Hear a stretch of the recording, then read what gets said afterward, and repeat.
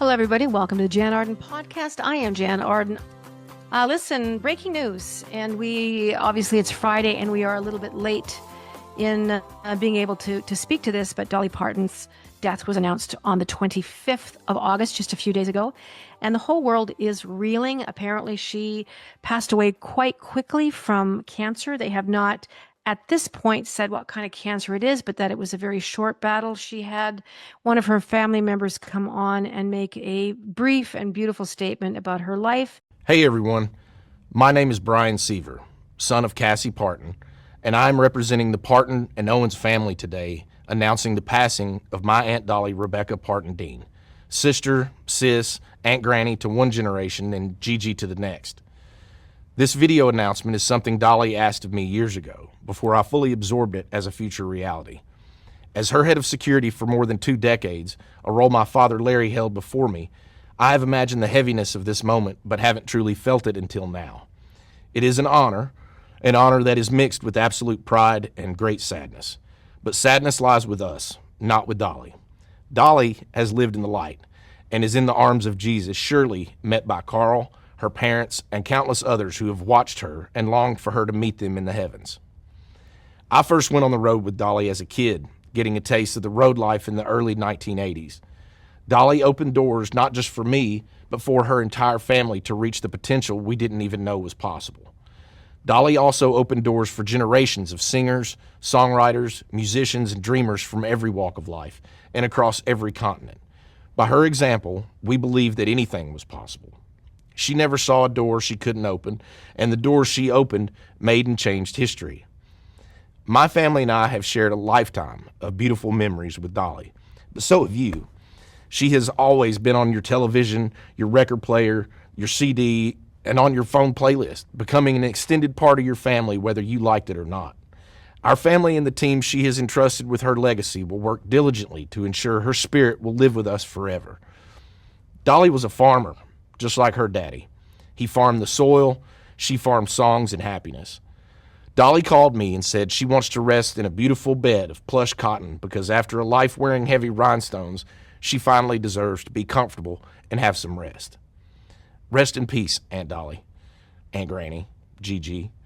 May God bless Dolly Parton, and may God bless you all. She will always love you. What a life it was. It's really hitting hard globally. This is a woman who was a bona fide billionaire. She didn't speak to that much. She was one of several women in the world that are indeed billionaires. When you include Dollywood, her catalog of 3,000 plus songs, the movies that she did, her live touring career, the woman knew how to make money. And she was very, very generous with it, sometimes quietly, sometimes loudly, investing in things like COVID vaccines. I think close to 300 million books were given out and are still being mailed out to children as we speak once a month. Her work with flood victims, fire victims in the Tennessee fire. I mean, I could sit here, we could spend 1 hour talking about her philanthropic humanitarian efforts to make the world better. She was feisty. She was irreverent. She herself called herself, trashy. It takes a lot of money to look, to look this cheap. Well, hey there, it's Dolly, and I'm here to give you an update on a few things going on in my life. First, it's concerning my health, and I have some good news and a little bad news. But the good news is I'm responding really well to meds and treatments, and I'm improving every day. Now, the bad news is it's going to take me a little while before I'm up to stage performance level because some of the meds and treatments make me a little bit swimmy-headed, as my grandma used to say. And, of course, I can't be dizzy carrying around banjos, guitars, and such on 5-inch heels. And you know that I'm going to be wearing them. Not to mention all those heavy rhinestone outfits, the big hair, my big personality. Lord, that would make anybody swim-headed. But just think of me as like an old classic car that once restored can be better than ever. But when they raised the hood on this old antique, they realized that I need to rebuild my engine and that my transmission is slipping, my oil pan is leaking, and my muffler's busted, and my shocks and pistons need to be replaced, and for sure, my spark plugs need to be changed, because you know, as well as I know, that I can't lose my spark. I know, I'm still crazy, but they didn't mention nothing about my mental health. You've got to remember that as long as there are plastic surgeons in this world, I'm not getting any older. But anyway, of course, plastic surgeons can make you look as good as they can on the outside. But it's serious business when you're talking about internal medicine. So I have great doctors, and I'm doing really well, and they assure me that everything I have is treatable. So I'm going with that. And I just want you to know I thank you for standing by me and that I will always love you. Thank you. I've never been on the planet without Dolly Parton. None of us really have. We are doing something really unusual because right now we're in the middle of a Zoom meeting on our Patreon book bag. So we've got a few, I'm sure, Dolly fans. Caitlin, I'll hear from you first. And your feelings on the passing of truly one of the world's greatest philanthropists. It was crazy because time of recording, the news broke of Dolly's passing yesterday. So yesterday I'm at work. I'm currently working at SiriusXM Radio, and we're doing a live session, a special session with Canadian singer Amanda Marshall, who, endlessly talented, wonderful. So we've completed the recording of her songs and are now going into an interview. And I get a tap on the shoulder from our social producer. And then the second that it wraps, Amanda Marshall just goes, "Oh my God," and like yells. And then immediately she asked to go back into the studio, and she did a really quick off the cuff, amazing performance of Dolly Parton's 9 to 5. And so she posted it on her socials. You can go check it out. Like, she just really, I think, touched so many people because, to your point, Jann, about her being so philanthropic and really, like, I think at time of her passing, she was estimated to be worth about $450 million. But Jann, you're right. She could be a billionaire, and she wasn't a billionaire. She's certainly worth over $1 billion, and Dollywood and all the other things, but she gave it all away.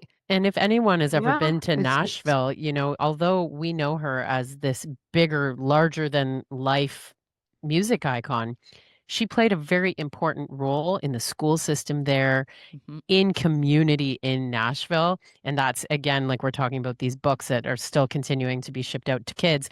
I have friends who talk about receiving those books for their kids in Nashville. So it's really special. The legacy that she leaves behind is not just music.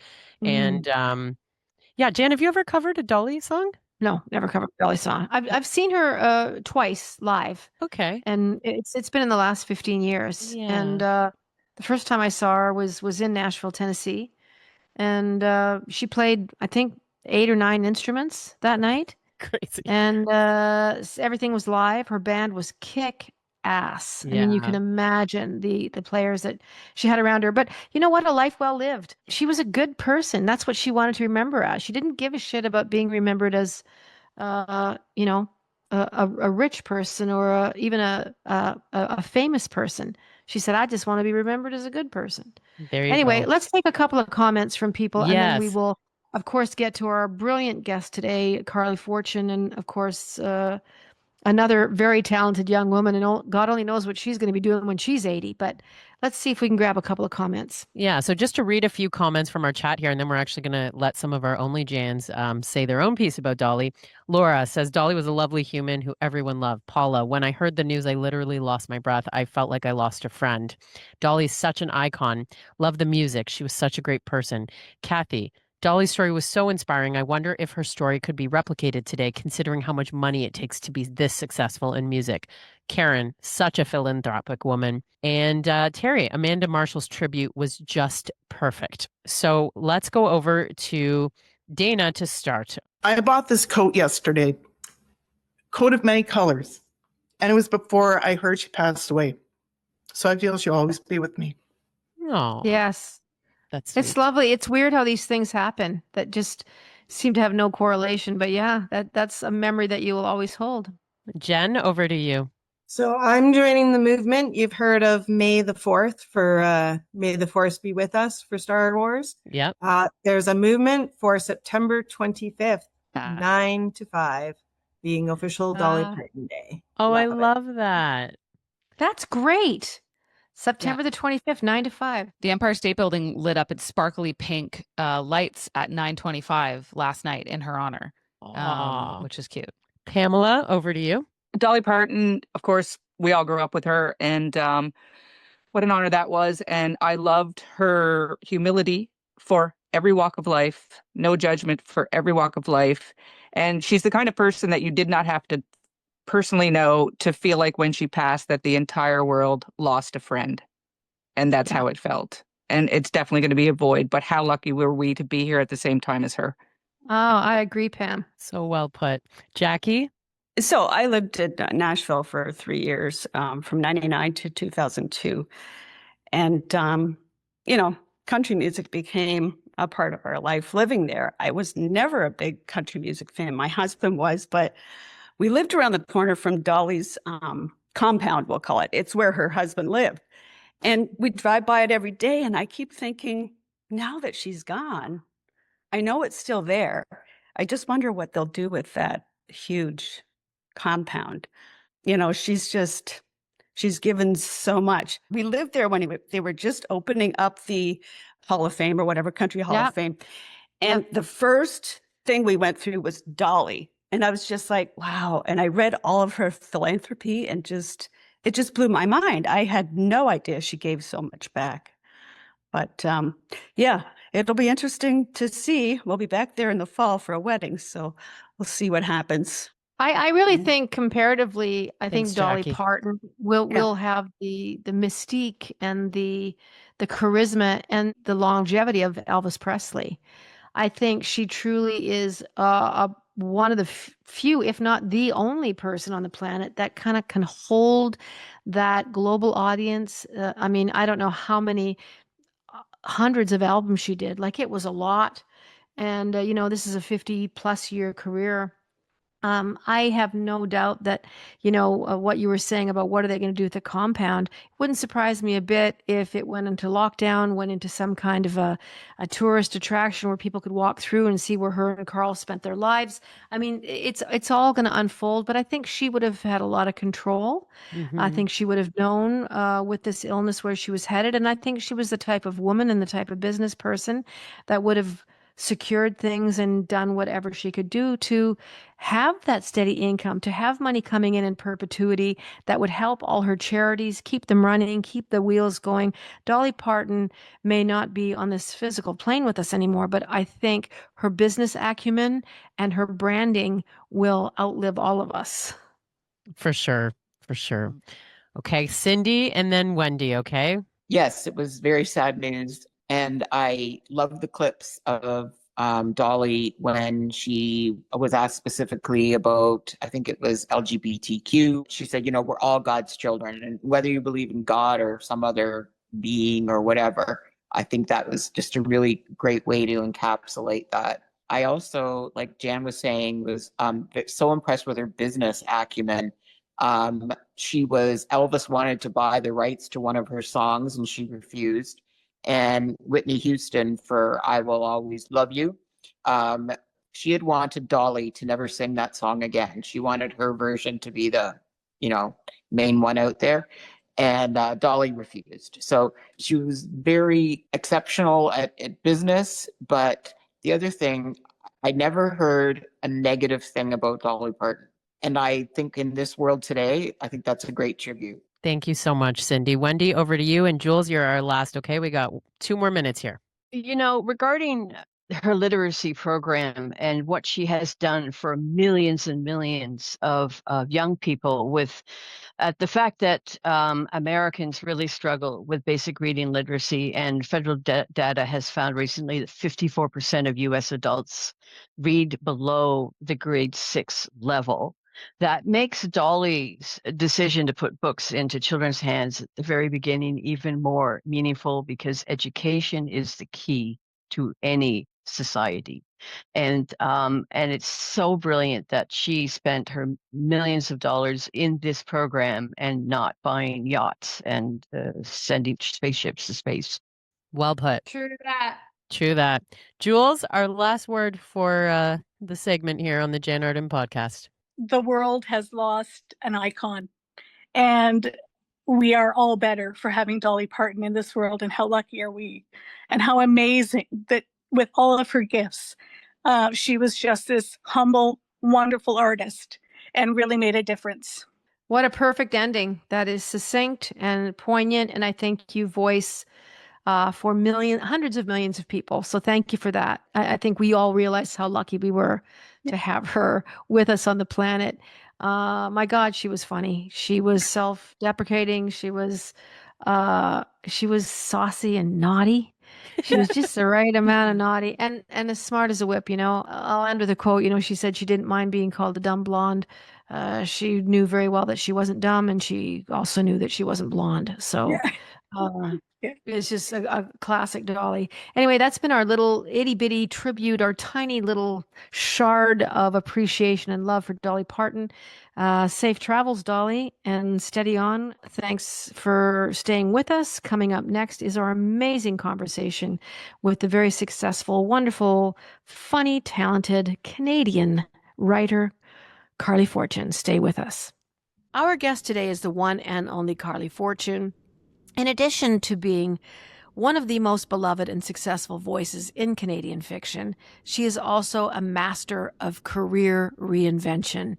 And we love that about you, Carley. She spent 15 years building an incredible career in Canadian media, working at places like Toronto Life, the Globe and Mail, and Chatelaine, and eventually launching Refinery 29 Canada as its executive editor. Then in 2021, she walked away from journalism to write fiction full time. 5 years later, Carley is a #1 New York Times bestselling author whose books have sold more than 5 million copies around the world. And those books have been translated into 35 languages. It is no small feat. Her debut novel, Every Summer After, is now the Prime Video series Every Year After, and her beloved PEI set novel, This Summer Will Be Different, is currently being made into a 10-episode Netflix series. It also happens to be our most recent pick right here on the Jann Arden podcast book bag. And as if that weren't enough, her 5th novel, Our Perfect Storm, became another instant #1 New York Times bestseller this year. That's all the time we have. Our guest has been Carley Fortune. Welcome, Carley. Thanks for doing the pod. I am so delighted to be here with you, Jann. I am going to pass you over to Caitlin because we have some fun questions. For anyone living under a rock somewhere who might not know Carley, we thought this is a great opportunity to do a little quick Q&A to kind of get a sense of where you're coming from these days. Caitlin, take it away. So it's very rapid fire and they're very light and fluffy. So don't worry about giving this too much thought. It's kind of like a fast friend segment, we're calling it. So lake or ocean? Lake. Dock or beach? Dock. Sunrise or sunset? Sunrise. Cottage or hotel? Cottage. Hard though. I love a hotel. Okay. Tofino or PEI? Nope. You can't choose. You're like, I refuse. She's not doing it.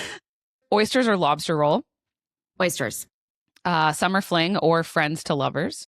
Friends to lovers. And best friend's brother, good idea or absolutely not? Terrible, but brilliant idea.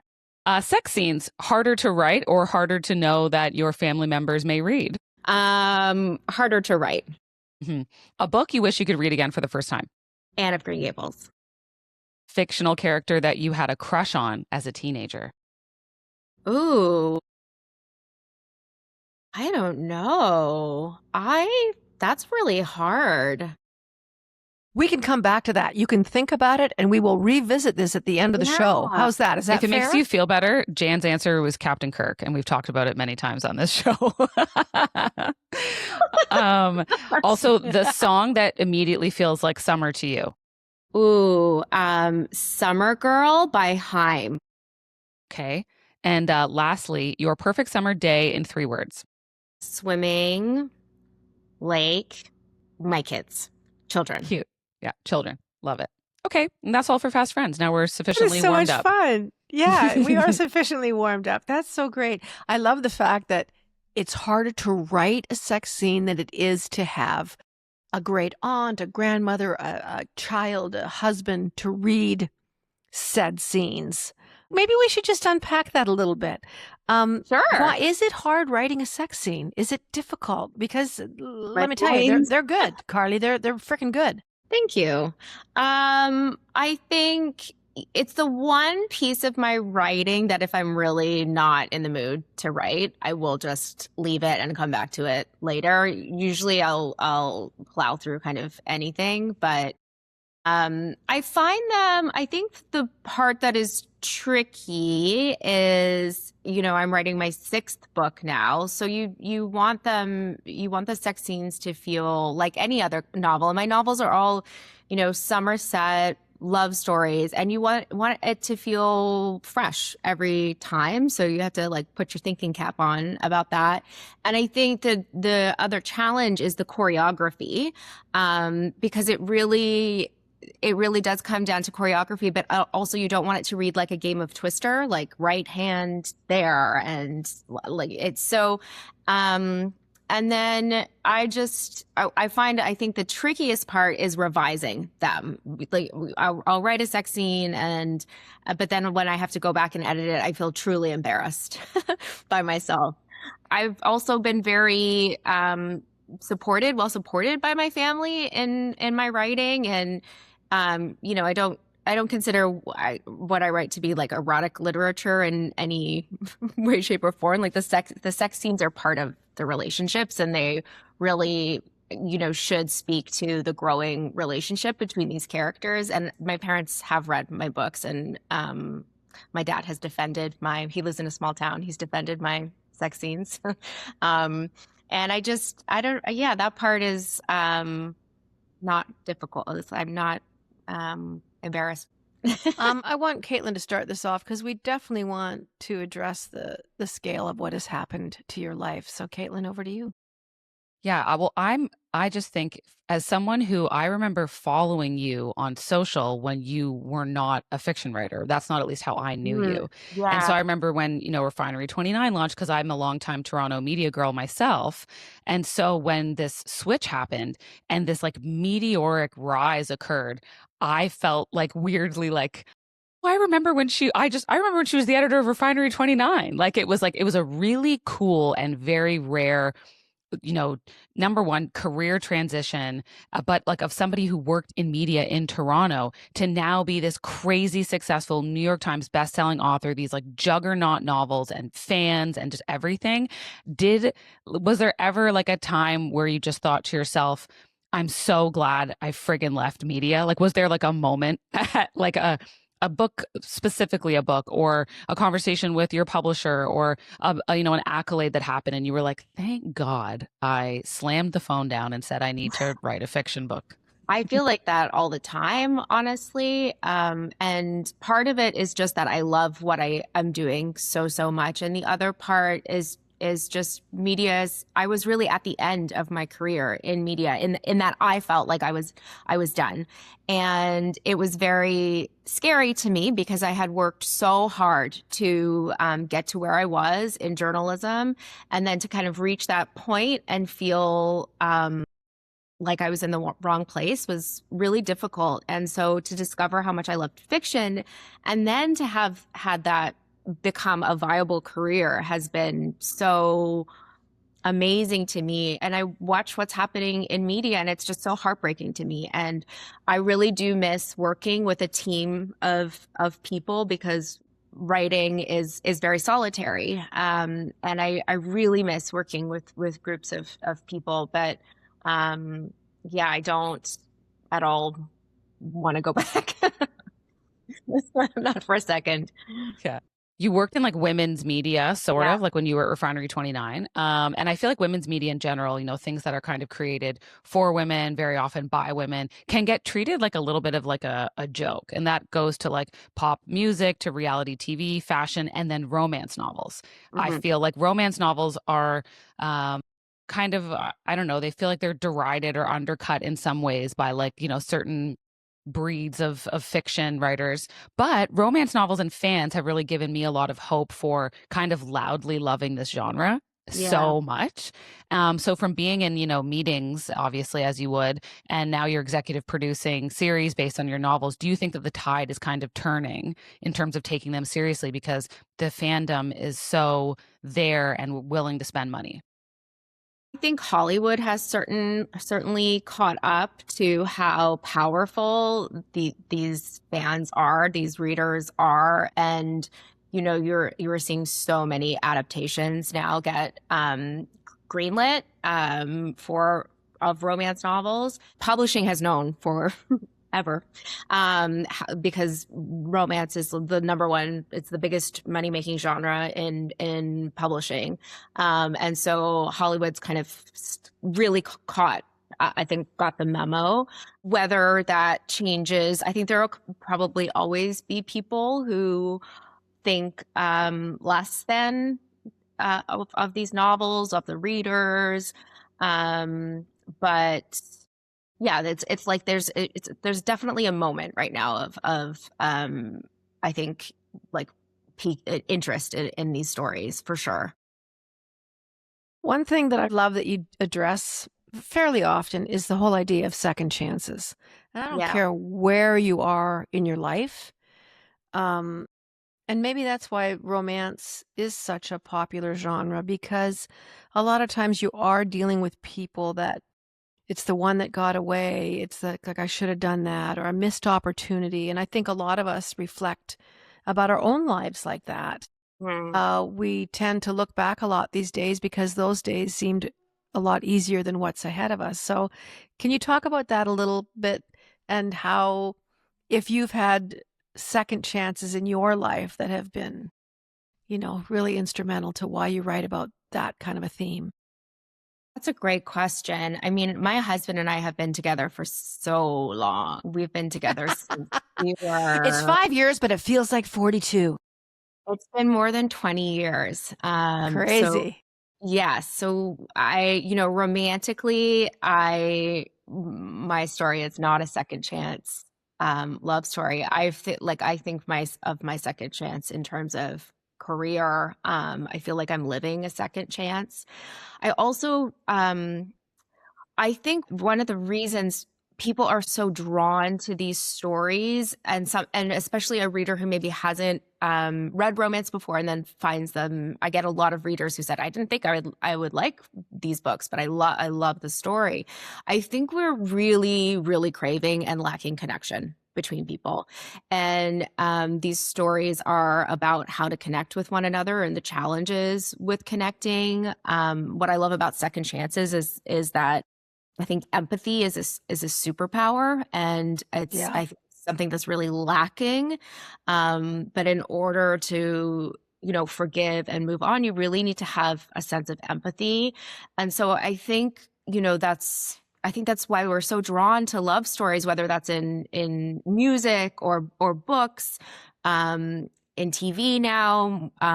It's this human connection that we're really, I think, still many of us are lacking post-pandemic. I think the world is feels like a very fraught place for many reasons, but I think that deep down, that's just what we all want. We want to feel seen and appreciated and loved. Yeah, I think a lot of people lose sight of, as quickly as things go bad, and we talk about that a lot on this show, that's how quickly they can turn good. That's how quickly something good happening in your life. And like you said, when it comes to romance and people finding relationships and finding the love of their life and things like that, I think your books also provide such a relief and a sense of hope that this could happen to me. And I think that's a really important message too. And that you are dealing with small places like Prince Edward Island. It's not at the heart of Los Angeles or New York City at a modern art museum. It is simple lives, simple stories, people that aren't necessarily draped in academia. They're people that are working jobs and driving old cars. And I think that's been really appealing as part of how you present the people in your stories. They're not extraordinary in any certain terms. Like they're people that you could meet, like Yes. on a Yeah. bus next door. And Yeah. I think that's a really great thing that you've done. Thank you. Yeah, I really want you to feel when you're reading the books, you're being transported to these very beautiful places, but I want you to feel that you're kind of snooping on real people. Like you really feel like they're people that you would know, and you're just like right there watching them go through that stuff. And that's really important for me to have those emotions feel grounded. Yeah. Tell me about your writing process. You're working on book 6, as you said, but like for instance, your most recent Our Perfect Storm, #1 instant bestseller, which is pretty fucking great, Carley. Like congratulations on that. When you see those numbers, you must just be like, what is happening to my life? And we're going to talk about that because I want to talk about your family's reactions, but maybe talk about Our Perfect Storm a little bit and what the inspiration was for that. Yeah, so all of my books have started with the setting. I can't figure out the story until I know the place. Interesting. And yeah, and I lived on Vancouver Island for a year after I graduated from university. And I visited Tofino twice when I lived on Vancouver Island, and I fell in love with it. Anybody who As you do. as you do. Yeah. It's just an extraordinary place, and you really feel like you're on the edge of the world. These, epic rainforests and the beach, and it's so The trees are just it they will feels make you cry. If you've not been to Oh. Tofino, those freaking 1,000-year-old trees will make you feel really bizarre. Yeah, yes. like you're being watched. Anyway, I'm sorry to cut you off. Yes, no, there is something that's very mythical about being there. And I went whale watching for the first time several years ago when my husband and I went back when I was researching. And that was like, that felt similar. Like I felt like I was by dinosaurs. There's something very special about Tofino. And so I had it in my head as a setting for a long time, but I didn't have the right story because I felt like it needed to be a love story that was as dramatic as the place. So I knew Tofino at some point, and then at the same time, I had been watching my kids play in the backyard and saw they chased a rabbit under the hedge, and I just saw these two children meeting this way, where one chases a rabbit and sees a pair of blue eyes on the other side of the fence, and these two young children meeting. And then for years, I was like, who are these children? And thinking about these children, and slowly the kids became George and Frankie, who were best friends. And over time, I had different kind of ways of how that relationship would, what that would be like. And then I thought, oh, I wonder if I could take them to Tofino. Like, what would be a great, like a honeymoon in Tofino? That feels like a really good way to spend time with these characters. So it kind of evolved from the setting and these characters that I had in my head, and then it was about just like amping up the drama because I knew I wanted it to be a very dramatic book. And it always surprises me where the book goes. There's a mother-daughter storyline. There's a storyline about whales, about the fires in throughout Canada in 2023. And it just kind of, I don't plot anything out, but it, eventually kind of pulls together. We had lunch together once. We did. Yes. And I think about it a lot because you gave me some great advice when we were talking about writing. And you were just like, just write it, just finish it. Don't edit yourself, because I was talking to you about doing these micro edits and combing over things and wanting to make all these corrections. And you're like, Jann, just get the story down. Just write the story. I'm just about finished that book that we talked about.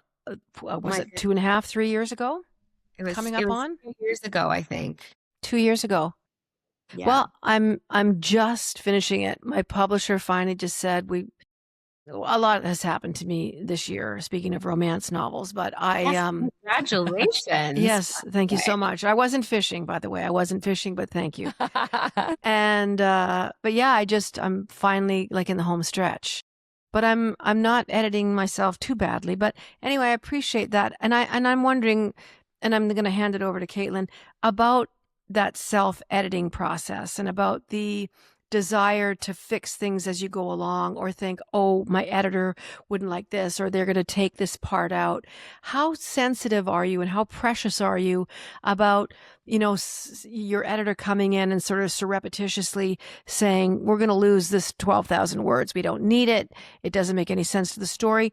Is it an easy process for you going into book 6 of being edited? Like how is that evolving? I am really fortunate in that I have had the same editors since my first book, and I have my kind of primary editor. Her name is Amanda Bergeron, and she's out of Berkeley in the US. She and I work very, very closely on developing the idea and kind of big picture thinking. She's very good at character and helping me figure out the characters before I start writing now. And and then I have another editor. Her name is Deborah Sun Dela Cruz, and she's out of Penguin, Canada. And Deborah and Amanda work together beautifully. Love that. So I really trust the two of them.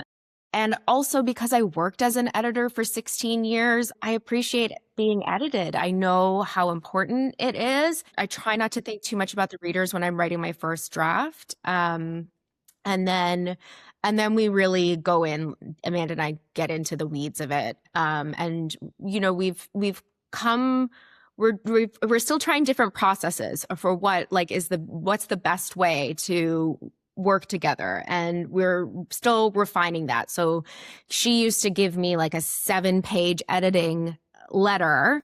And then we would have a call, and then I'd go and do my second draft. And now we're like, let's just try to talk it out more before she even does an editing letter. Like we just spent a lot more time kind of chatting and talking. And I was in Tofino on my book tour, and Amanda came with me, and Deborah came with me. And so, we had walks on the beach to talk about the characters. It's just become this great friendship. And so I feel very lucky to have that relationship. And I know it's not the case for all writers, for sure. Caitlin, over to you. I know we've got a million things to ask you, so bear with us. I know. I want to talk about This Summer Will Be Different. Again, this is our recent book bag pick. And now I'm just so excited that it's being turned into a series for Netflix. Yeah. It's very, and also so my father is from Prince Edward Island. Whereabouts? In Charlottetown. Okay. And my grandparents were there forever. I spent my summers going to PEI. That was my summer vacation, standing every single year.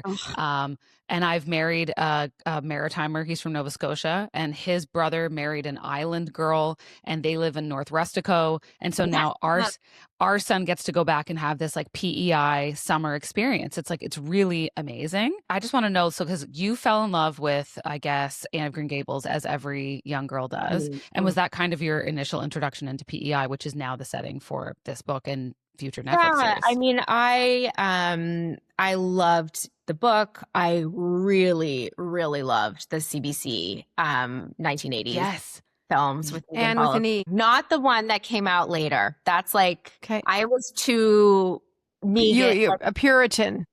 Yes, to me, there's no other Anne but Megan Follows. There's no other Gilbert but Jonathan Crombie. I can't do anything else. But I loved them. But I traveled to Prince Edward Island for the first time when I was in my early 20s. And I went with my best friend, and she had family on the island. So she had been previously, and we made a pact not to eat anything except for seafood the whole time we were there.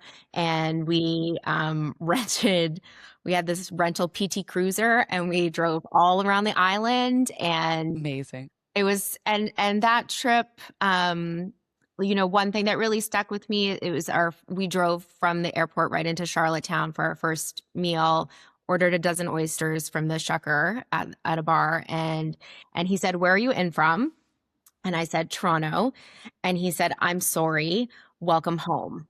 And I thought that was so charming, and it stuck with me for so many years. And that when I was pitching my third book to my editor and discussing it with my agent too, she is involved in those calls. I had all these other ideas that I'd really belabored, and we were like, nothing was like quite right. And I said, okay, I have this one other idea, but I don't want to say it to you because I just know you're going to make me write it. Cause I don't have anything there. And she's like, well, you have to tell me now. And I said, it's just best friends, girls trip, Prince Edward Island. And she was like, yes, I love it. And here's why I love it. And my editor grew up in Maine, so also grew up loving Anne of Green Gables. And so that's the basis of that book. And now they have literary benches for you. Like they have benches in PEI for you, which is amazing. I mean, everyone, again, like the island loves when this type of stuff happens. So when the story's set there, I know my island relatives, this was a big deal. And I think that this must be so exciting for you that this all stemmed from like your initial girls trip. Yes. Yeah, it was really special. And Meredith and I went back to Prince Edward Island together a few weeks ago to go to set and also see that these benches that they had installed in honor of the book. And one of them, the book is as much a romance as it is a love story between friends, and yes. They're Lucy and Bridget. And so one of the benches is dedicated to Lucy and Bridget, but also to Carley and Meredith. And it was just so special to be back there with Meredith, and they did this little ceremony for us, and we were tears. You know you've made it when you have a bench and you're not dead. You know what I'm saying? When you get to sit on your own bench. Yeah, because normally it's like in memoriam. It's like Art and his dog loved to sit here before he got hit by the train. So I love that you're alive and enjoying a bench. I want to ask you kind of an uncomfortable question. So you have this profound success, and I want to remind our listeners that it takes a while for the checks to start coming in. This isn't an instant thing that just sort of happens overnight. But eventually, as the months trickle by, you start getting some pretty substantial amounts of money. How do you think that's affected your relationship with your husband? I think sometimes when a woman becomes more successful in terms that are literally fiduciary. I'm not talking about character or who a person is. We're all successful in different ways, but how have you guys navigated that? Has it ever been a problem? Has it been a joyous experience? Has it been a complicated experience? Has it been parts of it that you're like, I wish this never fucking happened experience? And I wish I think our listeners are curious. I'm certainly curious as someone who's been in the arts and has had some success. Yeah, it's a good question. I think what has been incredible, and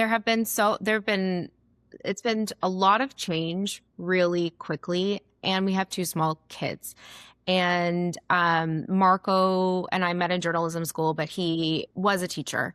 And when Marco took paternity leave when I had my second child, so I could write my second book, he took that whole year off. And when he went back to teaching and the kids were at daycare and in school, and I was trying to write This Summer Will Be Different, my third novel, they were sick all the time. By, I don't know, month 6 of writing that novel, I was having breakdowns because I could not parent and write. I was on a book deadline. And Marco decided to take a sabbatical from work. And he has since retired completely from teaching. He does pick up and drop off of the boys. He makes their lunches. He makes their dinners. He does the laundry.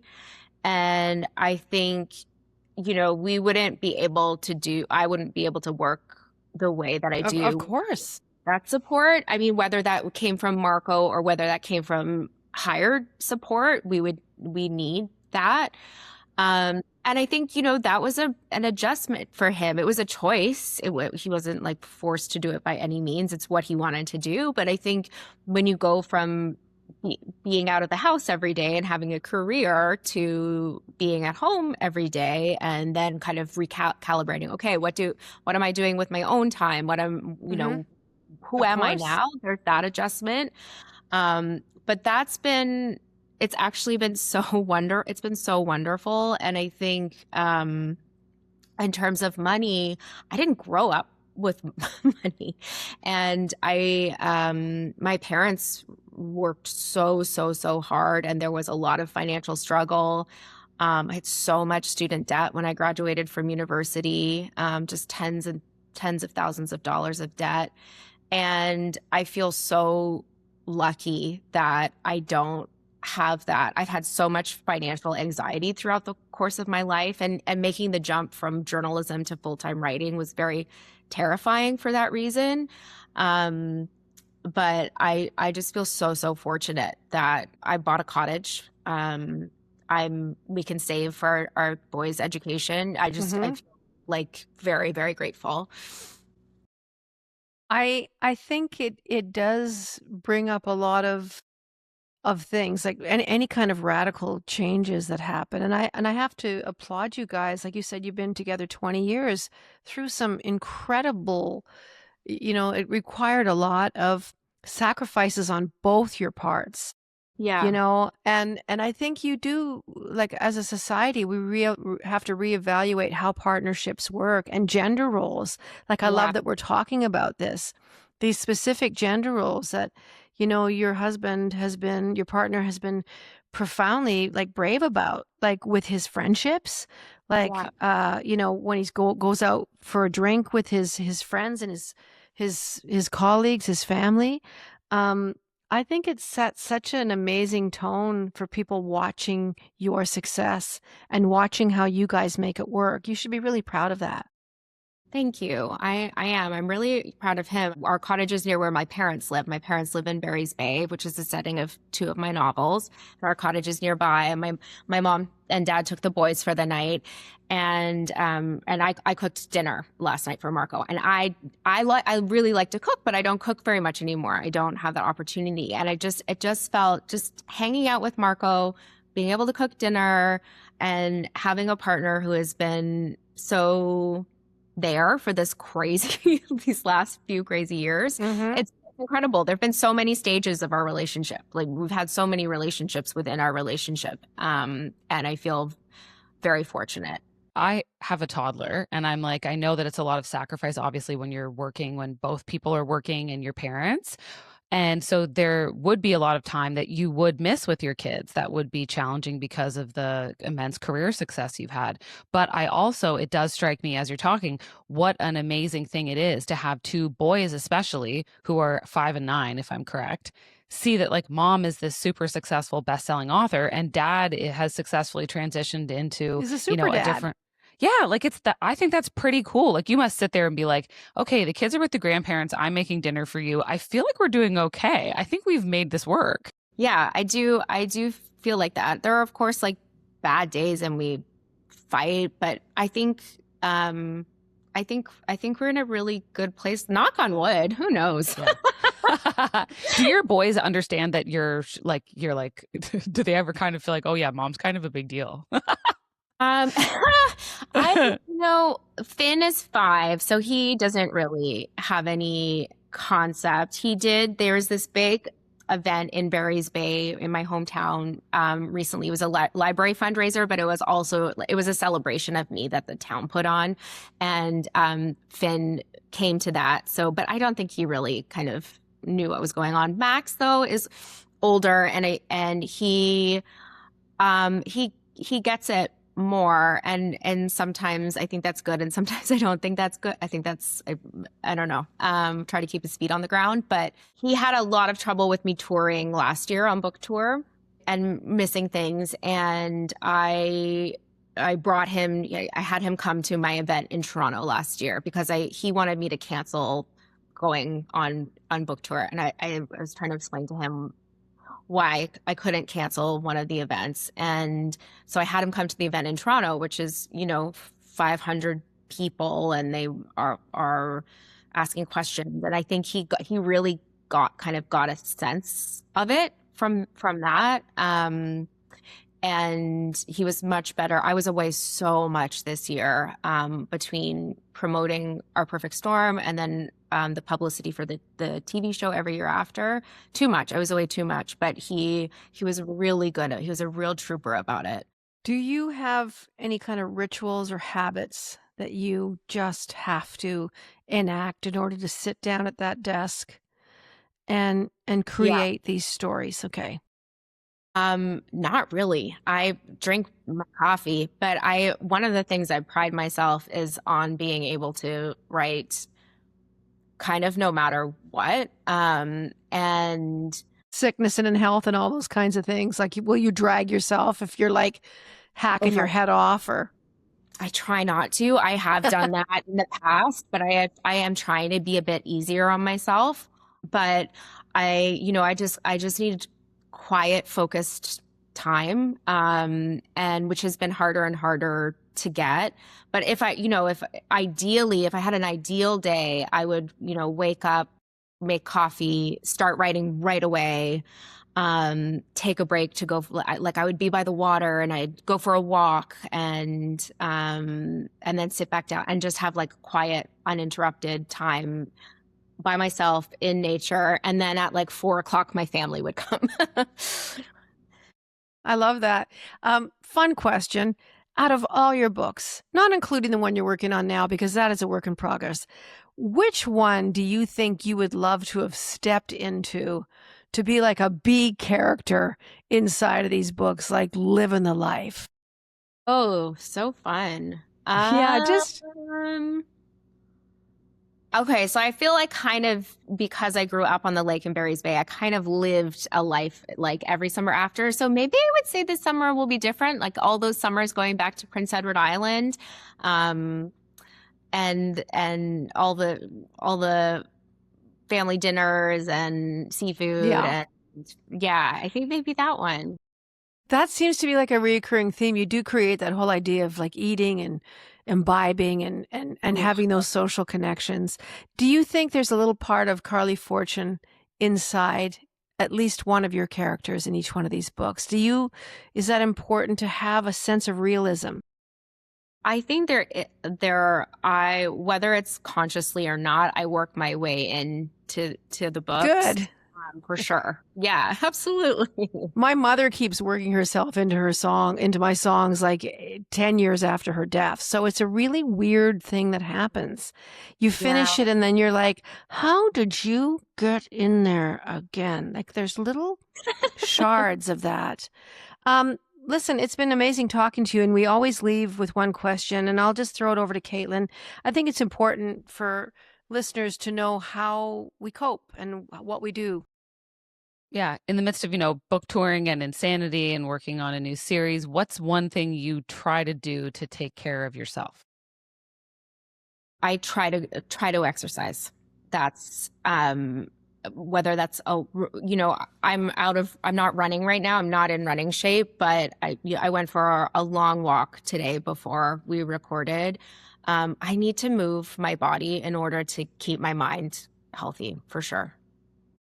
That's so important. I think walking is just one of those things that just resets, reboots. I'd be remiss if I didn't ask you where your sweater is from before we go. I must know, and I'm sure that everyone watching on YouTube is going to want to know this as well. This is from a Canadian company called Go Sweaters. Okay. And I don't know if I can show you. Probably not. Okay, so that was awkward. But on the back it says Lake Girl.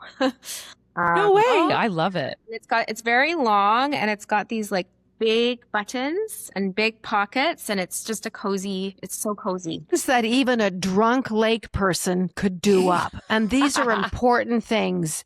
You're standing up from your Adirondack chair, you can find that button and get it into the loophole. You are absolutely inspiring. I wish you continued success. It's wonderful to be able to cheer somebody on. And I think Canadians are particularly so proud of where they come from. And they're so proud when someone they know does well and tells great stories and brings a lot of hope. So I can't wait to see what you do next. We're all waiting for the sci-fi romance. I fucking know I am. I'm waiting for the Carley Fortune. If you want me to be there to help you with the pitch, I will go. It's just outer space, Wow. romance. You are the you're, first person who has asked that of me. Carley, come on. It's like maybe it's a throuple in space. I feel like and I've just learned so much about you, Jann. and the woman has to make a choice. They're on the space station. They've got lots of food, they've got wine, they've got lots of AI stuff to keep it going, but they're up there and they've got to make it work. Yeah. And then, anyway, I don't want to give away the whole story because I know our listeners will be dying. Carley Fortune has been our guest today. Listen, if you're not part of our book bag, one of her damn books it's on the docket. We're going to be talking about it. This week, Sarah? We talk about the books. I can't wait. I wish you could be part of it. We're cheering you on and supporting you, and you've been picked as our book bag for hundreds of our readers to go out and get and buy and read and talk about, and it's really fun. So we're here cheering you on. And they've loved at the it Jann so Arden far. Pod. Just saying. Lots of love for the book. Continued success. You're welcome on the podcast anytime, Carley, and keep doing what you're doing. Keep walking those woods, keep hugging trees, and think space. I think it's ready. 2028, your book, next book, not this one. Give it some thought.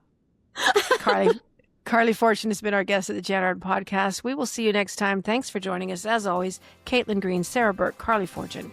Toodly-doo.